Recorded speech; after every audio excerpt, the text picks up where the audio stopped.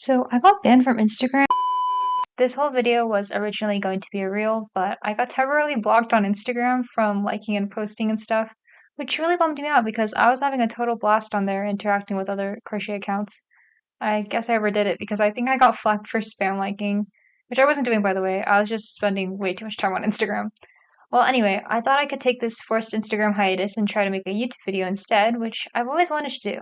So let's get right into it. Everything I crocheted in July.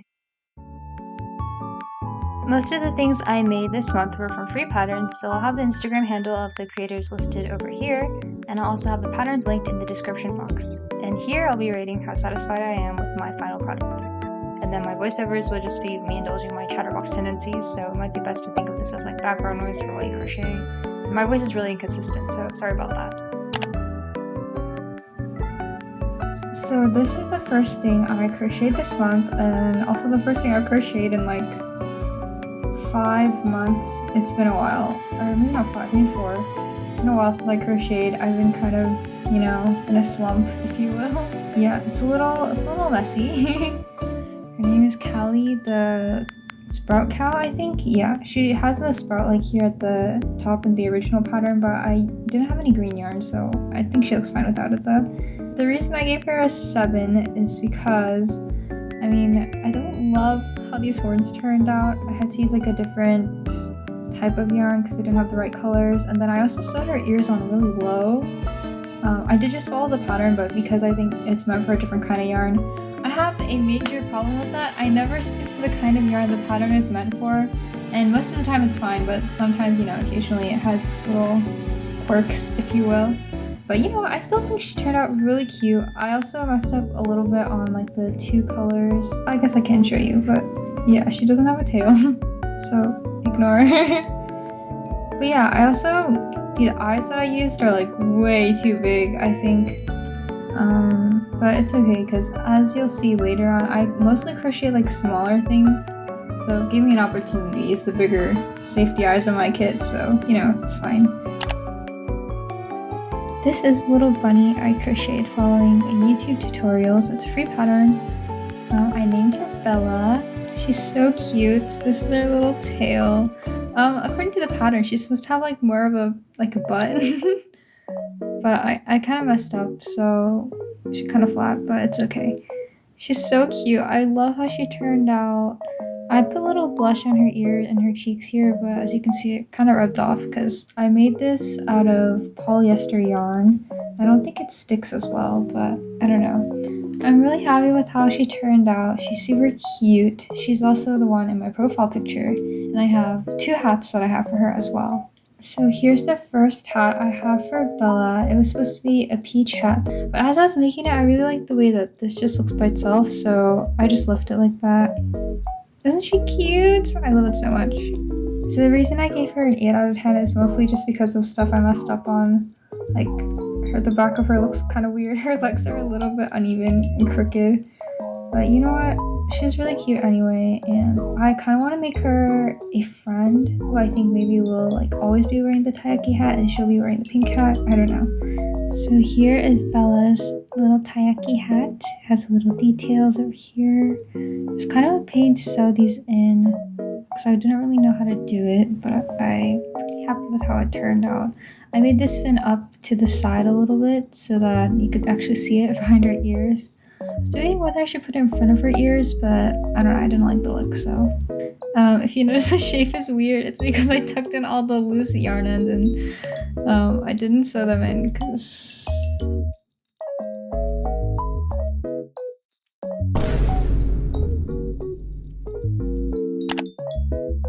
Next, I have,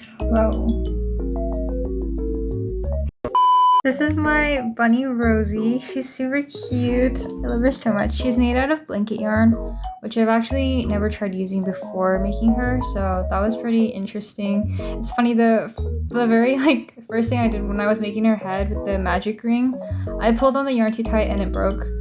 So there's that. I've seen a lot of people using blanket yarn, and I'm not a huge fan of the way it looks. but I've seen people make like these bunnies with all the really cute outfits, and they're so like fluffy and cute. So I wanted to try making one, and I'm really glad I did because I just love the way she turned out. I'm still not a huge fan of the way it looks, but the texture, she's just like so soft.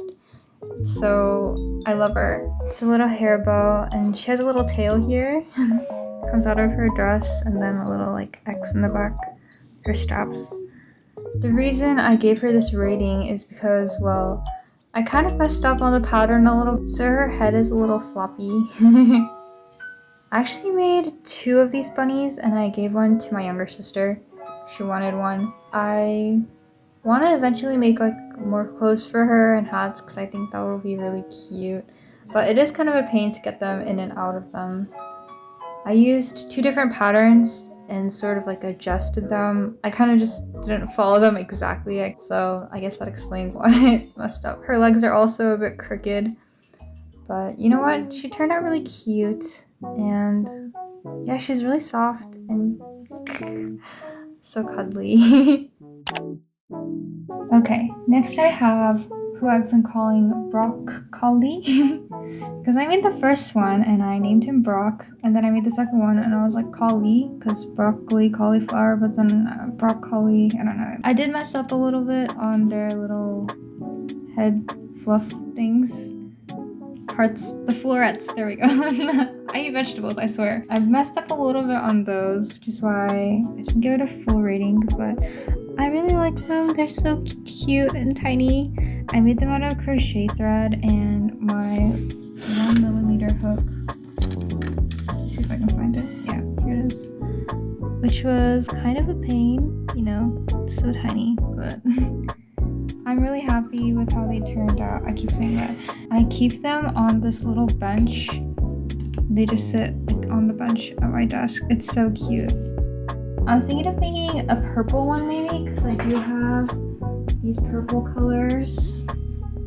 That maybe like this could be the stem part, this could be the floret. Because there is such thing as purple cauliflower, as I've learned. But I don't know. I want to eat them. So I also made this chair. It's really cute. Very simple looking, but not so simple to make. It took me much longer than I anticipated, but I made this so that some of my smaller plushies could have somewhere to sit, you know. Originally I was going to have the broccoli and the cauliflower sitting on it, like this. But I think the cauliflower is the same color as the chairs, so I decided to keep them on their little bench.